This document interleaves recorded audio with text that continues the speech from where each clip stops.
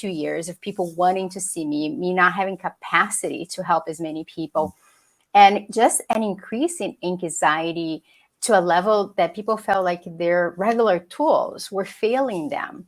And so it felt to me like I needed to find a way to share really science-driven tools with as many people as possible to try to collectively bring that temperature of anxiety and distress so that we could recalibrate. And so that's why I decided to write Bold Move. Well, I hate to interrupt Cynthia, because I know she's going to ask a wonderful question, but I have to say, and this is just so off script, I lived in Brazil too. And so I just got to, where in Brazil are you from? Oh, you live in Brazil now? I did. I lived. Oh, you did? Yeah, in Brasilia. I grew up in Governador Valadares in Minas Gerais, and then eventually moved to Belo Horizonte. And so I was there until I was 21. And then now I've been in the US since then. Wonderful. I know those cities well. So anyway, I digress. Just thought I'd throw that out there. No, that's great. I've never been to Brazil. It's on my list. I'm actually more familiar with, like, super interested in the techniques that you use in your book for ICE techniques, exercises, therapies, a variety of ways to help manage anxiety. So in the book, I start the book by talking about the real infection. And so before I even get to like the techniques, most people come to me and say, please get rid of my anxiety. And although I would love to do that for everybody, including myself, we cannot get rid of anxiety completely. We really need to understand that anxiety is like a high fever, and that there is an infection underneath that anxiety, which is really what we do when we are anxious. And for a lot of us, when we get anxiety, we avoid, we walk away from the things that matter the most. We cancel that date. We don't ask for a raise. We really, rob ourselves of a bold life by moving away from the things that matter most. And so I talk a lot about psychological avoidance, and the need to understand that avoidance is the infection. And then there are 3 sets of skills, and I'll give you an overview, and then we can dive in any way you guys want. But, I talk about the fact that when we are anxious, 3 things happen. What we say to ourselves tend to be pre-catastrophic. So black and white thinking, distorted thoughts, predicting the worst. Of course, we feel anxiety in our bodies, so heart pounding, sweaty, distress, and behaviorally, we avoid. Right. And so I talk about shifting our perspective, approaching instead of avoiding, and aligning values with actions. Okay. Hey. Are these things people can learn? I mean, when you talk about CBT and DBT and ACT, it kind of makes my head spin a little bit, gives me that anxiety.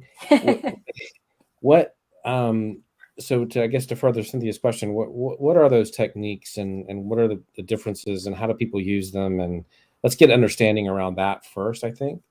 Sure. So if people couldn't learn those things, I wouldn't be sitting here with you guys. I'd still be back in Brazil, very likely in a domestic violence situation like my mom was in there, and just repeating the trauma. So not only I am an example that you can learn them, but in fact, we know from neuroscience that practicing those things can really change our brains. Now, psychologists like to make things complex. You're right. Like we have dialectical behavior therapy, acceptance and commitment, and it does make your head hurt. So let's simplify it. Let's talk about skills in our therapy. Let's talk about what are the skills that your brain needs to be able to have the 2 things we all need to function well. One is cognitive flexibility, to have a flexible sort of yoga for the brain. And the other one is emotion regulation, managing strong emotions. And so in Shift, what I focus on is what happens when you're stuck on that what if and your brain's spinning. I'll give you an example. This morning, I woke up and I'm a week out for lunch of this book. And the first thing my brain said is, it's going to tank. It's going to suck. Everybody's going to hate your book. And pretty quickly, that anxiety started to come up. My heart was pounding. It was 5:30 in the morning. I was like, okay, I better get out of bed. Like, this is not going so well. Right?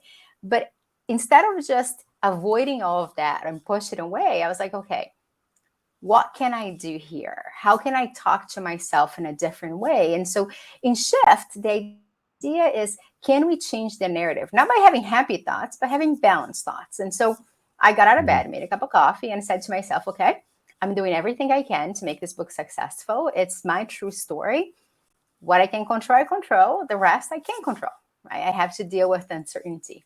And so shift really is talking to yourself as if you're talking to your best friend. I don't know about you guys, but have you noticed that we're nice to our friends, that we talk to them in a direct but kind way? But then when we're talking to ourselves, we're sort of like a little nasty at times. Yeah. You can't tell me I'm alone here. Yeah, that's the ideal situation. You don't want it the other way. I'm writing a book on that. That is truth. That is truth. Right. And so if shifting perspective is like, let's widen. If what we say to ourselves, if thoughts, are not facts and on average a little arbitrary, why do we have to be so mean to ourselves?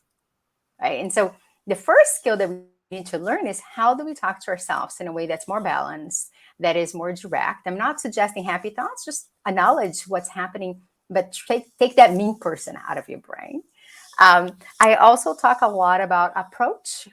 And, approach is probably my favorite skill in the book, because it's what got me out of Brazil. I actually learned it from my grandmother first. And it's the idea that when you're anxious, anxiety tells you to walk away, to avoid completely. And it demands it, right? It doesn't sort of nicely say, don't do this. It basically says, if you do this, you're going to die. And, my grandmother forced me to go to the mall, talk to strangers when I was terrified of strangers at 15. And so in the book, I talk about this idea of opposite action. When you're anxious and you want to cancel a date, can you, instead of, maybe you can't go on that date, you're so anxious that you can't do it, but could you text a person and have a conversation? Could you reschedule it? Could you take a step towards it? And the idea here is really to rewire our brain so that we are training our brain that perhaps, just perhaps, I know you may not feel that way in the moment, but that maybe going on a date is not going to be a lion. It's really scary, but it doesn't have to be terrifying. Is this making sense? I don't want to just talk at you guys. So No, it definitely resonates. I completely convinced myself I didn't have anxiety. I was like superior. I was like, I don't have anxiety. And then I realized that I just didn't actually know what anxiety was. I had described it in a different way, like the avoidance, the things you're talking about. That's all there, obviously. And so I think it's nice to hear you explain it in like everyday terms, where there are people out there like me who would convince themselves, well, I don't get sweaty and anxious and want to cry or curl, like the different reactions. So it must not be a thing for me. No, I'm living it every day. And you're absolutely right. It's it's coming on. You can feel it and sense it, but I never had a word for it, even though I knew what anxiety was. And so what I'm hearing you describe is very much like a book from me. Gonna read. Yeah. No, I'm with you, Cynthia. I mean, I've been treating anxiety for 20 years at Harvard Medical School, and my patients would ask me, was I an anxious kid? And I was like, no, not really. I just, every time I felt anxiety, I just did something. And what I realized as I wrote this book and really processed on my journey of my life is that the way I avoided anxiety is by overdoing. I over approached, and eventually I would hit a wall, right? I would just do just to not feel the anxiety. And what happens? Anxiety just gets bigger and bigger, right? And so I do think all of us have some experience of anxiety. It doesn't have to be debilitating. In fact, that's not really even the problem. The problem is that we avoid when we're anxious. Is there a way to short circuit? So I know there are a bunch of these methods, right? But what I want to get into is like the practical application of this. And I've got friends and who have sort of debilitating anxiety at certain points. And so how do you short circuit your brain? And I don't mean short circuit it, but how do you take that time out when you have enough self-awareness and this is happening? How do you stop it? How do you take a time out and say, and reframe those issues in your self-talk and reframe that conversation that you're having in your head? I call it the monster in your mind. Yeah. But how do you stop that and sort of take a time out and reframe things? So I hear two questions a little bit. It's sort of one is how do you rewire your brain? The other one is how in real moments of anxiety, how do you time out, right? Yeah. And the way I think about this is like this. Can you build a six-pack on one day at the gym? No. So we cannot I did too. I'm still very far away from that six pack. I have to tell you, I might have one on my brain, but not on my belly. That's And, right. and the reason I say this is that we expect somehow that we can rewire our brain with some ease, and that won't take continued practice. And that's the first misnomer. The same way that to be healthy physically, you have to eat healthy and you have to move your body. You don't have to Mm. lift, but you have to do that. The skills that I'm talking about in the book are skills that if you practice all the time, then what happens is you can call on them really fast, right? Because now you know how to lift, you know how to do a squat, and so your brain very quickly goes there. So for me, it takes a lot for me to get stuck on anxiety, because right now when it comes, I go, oh, wait a minute, is there a different way for me to see this scenario? And I immediately talk about scenarios in my brain so I don't get stuck. And so that's the first piece. But there is a way that we can start to practice it, which is whenever your brain is spinning, it is really on your fear brain, right, in your limbic system. And it's basically creating more fear. And the opposite of being on emotional brain is being on your thinking brain, your prefrontal cortex, the part of our brain that executes, right? And so when we're really anxious, we try to just think ourselves out of anxiety, which the limbic system hears as fire, fire, fire, and just gets us more anxious. So a trick that we use often is take a piece of paper and write out what I call your TEB cycle: thoughts, emotions, and behaviors. Very simply, what is the situation? Getting ready for the interview. What is my brain saying? I'm going to mess up the interview. How do I feel? Really anxious. What do I want to do? Cancel the interview. And if you do those cycles a little bit pretty quickly, like without editing, just really write out what you're saying to yourself, you are activating your thinking brain, because you can't write without your prefrontal cortex. And by writing and linking, you're slowing it down. And so you're really using your superpower, because that's the only thing we can do when we that anxious is like hitting a pause before we act. Does that help as a skill? Oh, absolutely, because I didn't ever thought it in the context of you can't write when you're panicked. Like right, that part of your brain does it isn't rational. So the rational part of your brain is the only one that can really put those thoughts on paper. That's brilliant. Yeah, absolutely. Yeah, yeah. No, it's interesting too, just the way you're talking about it is acknowledging it in other people. Like, is there a way to help other people when you see it happen to them? Like, Mhm. here's a piece of paper, write this down. Yeah. So there's a couple ways to help other people, and it depends, where they are and how close they are to you. One of the things about helping other people sometimes is even just saying, "What do you think you need as help right now?" I just had this moment with my husband, who was really trying to be helpful about doing something for me, but I just didn't have time to think about it. And he was, and I just looked at him and I said, "This is not helpful right now." He's like, "I didn't ask what was helpful." I was like, "Nope, you decided what was helpful for me." Right? And we often do this when we see somebody in distress that we love. We want to step in and make them feel comfortable. But emotions are not necessarily bad. So the first thing is, can you ask, like, what would it take for me to help you right now? And if they don't have skills, it's totally okay to say, "Hey, I learned the skill about just writing down activates your thinking brain. Do you want to give it a shot?" You can make an offer. Um, but there's one last thing about helping other people that I think is really important. It's okay for people not to be okay, and it's okay for people to have strong emotions. Sometimes just sitting there and letting them have their feelings and just holding space a little bit. Fair enough. Cynthia, are you gonna go? Yeah. No, I was just gonna say that's just my way of deflecting, is like putting it like, what about other people? How do we help them? Because I'm fine over here.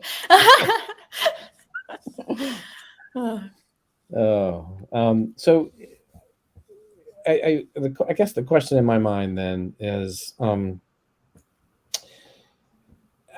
why is achieving our goals at work, in our career, leave us empty sometimes? Then, I mean, when we reach the top, when we've accomplished what we want to accomplish, why do we still have? I know you cover this in the book. Why do we still have that empty feeling? Why do we still have that anxiety about what's next? What do can I do this again? Why do we still have that negative? I guess, in other words, why do we still have that negative self-talk? You teach at Harvard, you're top of your game. Why do people at the top still have those negative thoughts and emotions? Yeah, so it's interesting, because if we had this conversation 2 years ago, I'd give you such a different answer than today. And this is why. What I've really seen in my profession and then personally is this. It seems to me like as we embark on a career and we're sort of clear about what we want to do, we have a clear value behind it. Right? Early on in my career, I really cared about ambition. I wanted to just push and be, instructor, assistant professor, associate professor, because that to me not only translated on excellence, but also it was my ticket out of Brazil, was my insurance that I wasn't going to go back to poverty. But eventually, I confused my values with goals, right? I had a clear value of ambition, and then I had a goal. I'm going to get to the US. I'm going to get a PhD. Eventually, I just kept doing the next thing that society, perhaps, that those around me told me were the things to do. And I never took time to evaluate at that stage of my life, when I got to this level, what matters now? What was the value that was important? And so I think a lot of that sense of emptiness, to answer your question, comes from misalignment from what we care the most and what we're doing. And after we go on automatic pilot, we stop asking, why am I doing this? Do I still care about this? Is this important to me? And we just do it because it's the right thing to do. It's because those people around us tell us that that's what it means to be successful. And I think that's why we feel so empty, right? The contrast, to just close it up, is living a value-driven life. Like I hit a wall 2 years ago when I realized that I didn't want to write another research grant. I didn't want to write another paper. What I wanted to do is take these skills and help as many people. But yeah, here I was writing grants. And so when I finally came clean with myself and said, okay, this is no longer, it's not that I'm not ambitious, but ambition is not my main value anymore. That's when I could move from this emotion-driven life to a value-driven life. And I can't tell you guys, I'm working harder than ever. And I feel so little stress. It's like so fun because like there's purpose again. There's meaning again. And so I think that's what I see when people get to the top. They drop purpose and then it doesn't fit anymore. Yeah. Yeah, acknowledging that doesn't fit is the hard part, though, because so hard. Now you get anxiety over where you're making because you're already anxiety ridden. So then you just add anxiety by like trying to change everything. How do you check in with are there things that people who maybe aren't feeling that flow that you're feeling now can check in with themselves and make sure that their identity is aligning with their values? This is a great point, Cynthia. Great question too. So the first piece that you talked about is this idea that like you're already anxious and then going after something else makes you more anxious. And so the question I have there, and I think a lot about, is if I'm going to feel anxious anyhow, it better be for a good cause. It better be for something that really matters for me. And to answer your question, the way I think about this is whenever we feel upset or anxious or distressed, right? We want to run away from pain. But actually, one of the exercises that I love the most and that I think is sort of skills really is leaning towards that pain and asking yourself, why does this hurt so much? Right? If I'm in so much distress and I'm going to work and I'm coming home and I feel upset, what is the value here that's violated? I shared this in the book. I had an experience at MS General where somebody really violated my trust. And he did something that was wrong. I knew it was wrong, but I couldn't just let go. And I was like, why is this hurting so much? And I realized because, growing up with a trauma history, trust is really important to me. And so I would have to not care about trust, to just say, this guy's an idiot, I don't care. And I couldn't do it. So if anybody's listening to us, really, it's just pausing and then just write down, like, what you're feeling about upsetting a painful situation. And after you write a description, ask yourself, what is my value here that is being violated? Because when you get there, then you can flip that coin and then design a different life. And I would just say it is uncomfortable. I'm not going to lie. It's painful. Yeah. I love that. Turn those negative moments into learning moments. So I've got a client, and this is an interesting. I want to ask you about triggers.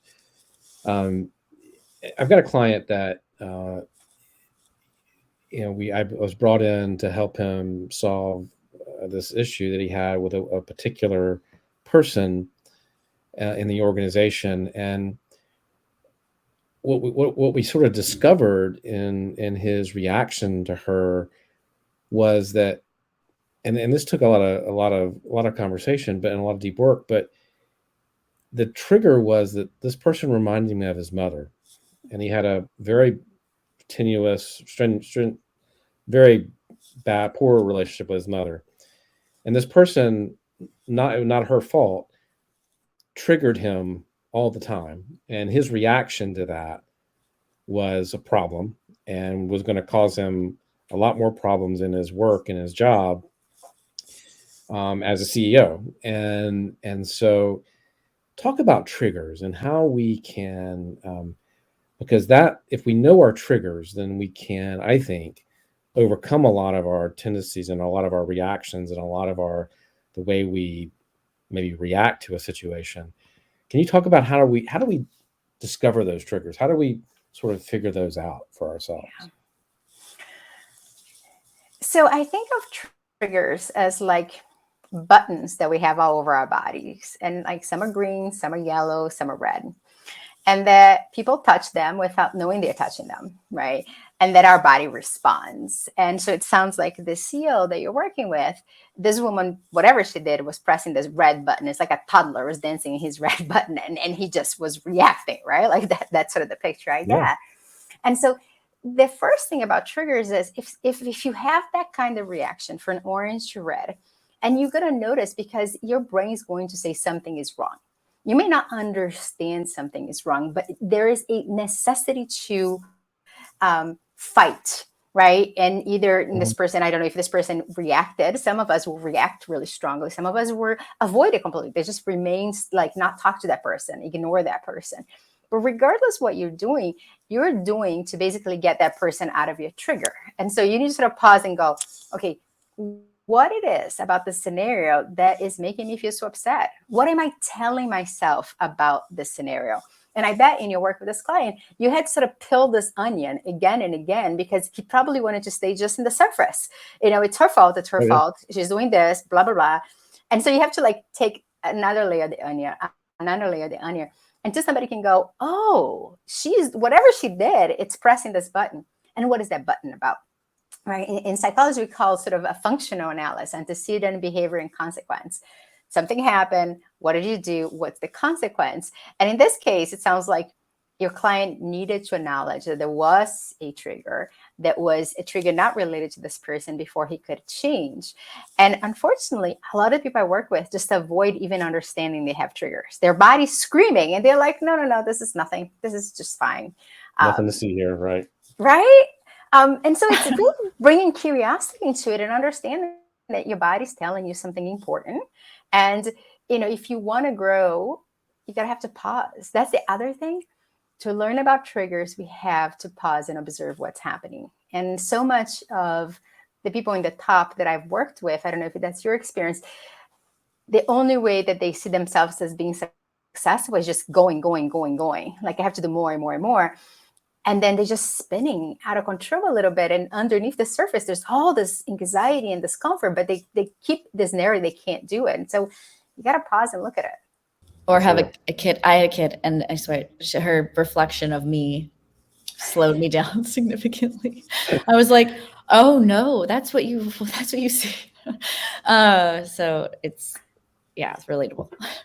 I'm telling you, I like kids. I have a 5-year-old at home, and if I'm spinning, and I'm like, I can see on his face because I'm moving so fast that I like have to like. It's a great reflection of like, hey, Luana, slow it down. This kid, like, it's like just not understanding what's happening.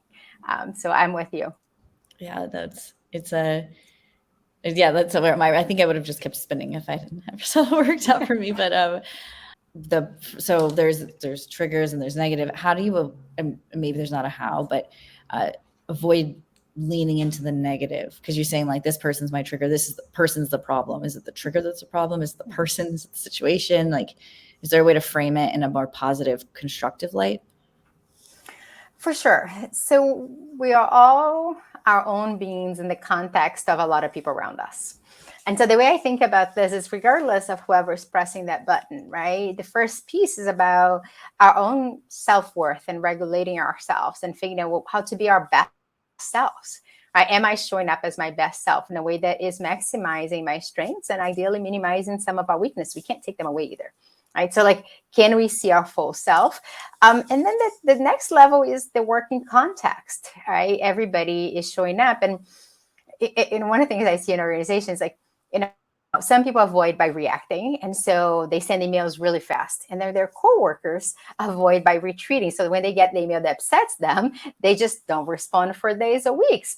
And now we're in a gridlock, right? Because the way I avoid and the way you avoid is bumping against each other. And so like even creating common vocabulary within organizations and groups of people, even in families.